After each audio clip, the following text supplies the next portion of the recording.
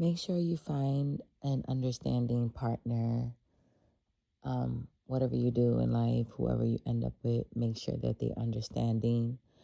Um, just simple things like that you attract so much hate, so much animosity, so much resentment and anger and like unwanted competition from people. And you don't know why. You didn't do anything. You don't know most of these people. You can't even explain it. And just make sure that they are understanding. They don't make you feel even more bad. You understand? For already, having this type of, you know, people just hating on you and not liking you. They'll make you feel bad, even more bad. It's like they'll make it look like something's wrong with you. And no, there's nothing wrong with me.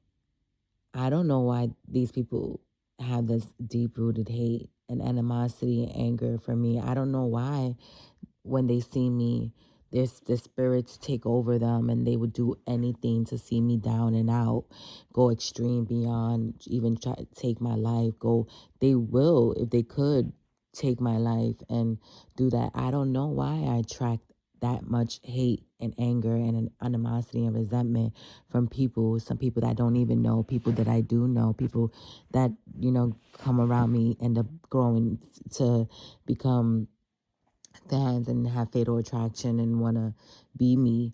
I don't know why that happens. So just make sure whoever you end up with, you end up with a partner that's understanding to that you don't know why you're attracting this animosity. You don't know why you're attracting this hatred.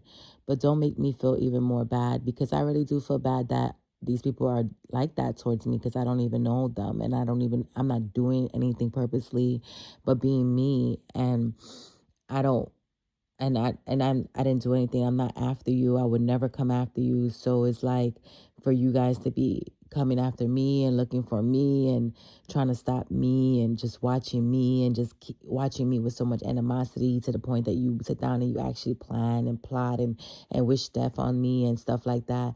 It's crazy.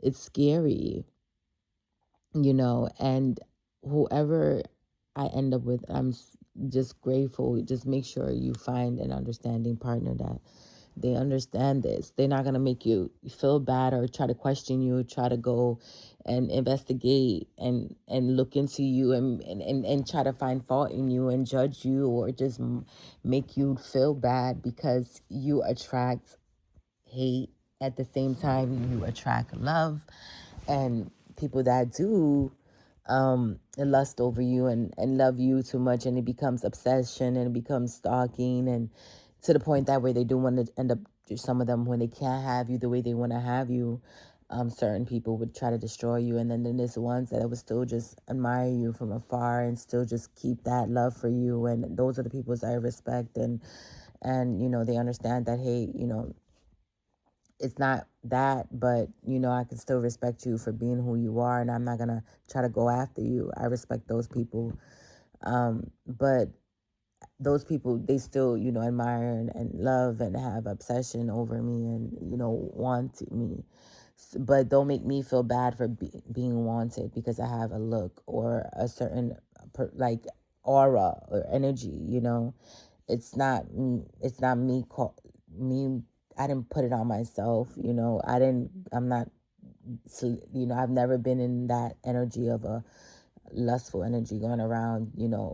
Using that to my advantage and trying to mess up the whole world. I've never been like that. I've always tried to like kind of like hide myself, and I've always been like low key. I've always been very picky too, and no, just find an understanding partner that you may attract, that you do, that will understand that you attract love and hate, lustful people, but you're not entertaining it, and they're not gonna judge you and try to make you, call you a hoe, call you names, or try to, all those voodoo, like, words are spells. People need to understand that, so they speak those voodoo word spells to make you feel bad and just make you actually process that in your head and actually say, yeah, and want to be that. No, I would never be. I'm not a hoe.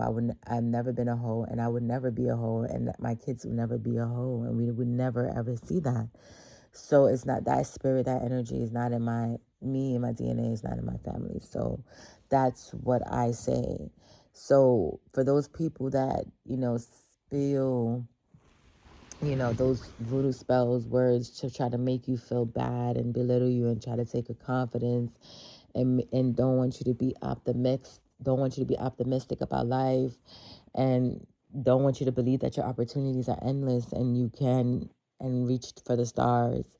And for those who don't understand that it's not about skin color, it's not about body, it's not about looks, it's not about none of that. It's about the inside. It's about your character, your morals, how you carry yourself, how you feel about yourself. Work on the inside. There can be the most unattractive girl you feel to somebody's eye who's surface level, that just looks at the surface and look at the eyes, but somebody else will feel like that's the most beautiful girl in the whole world because her soul, they see beneath the layers. They don't see the surface. They see underneath that. They see her soul, they see her energy, they see her spirit, they see how she treats others, how she loves herself, so that's just the message, you understand? um don't ever feel like don't ever feel bad for being a person who do attract hate and love at the same time. You know, it happens. It's life. Um, it happens to, the chosen ones, you